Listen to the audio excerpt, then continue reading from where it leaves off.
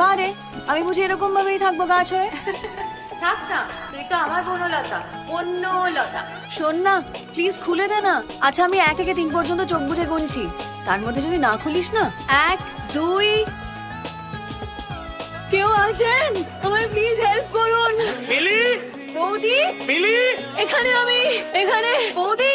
বৌমা, এ কি তুমি ওখানে কি করছো? ওখানে গেলে কি করে?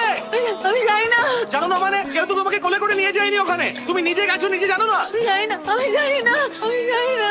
কি হবে রে বাবু? নাতির মুখ দেখা হবে না? মা, তুমি নাকি কান্নাটা বন্ধ করো তো।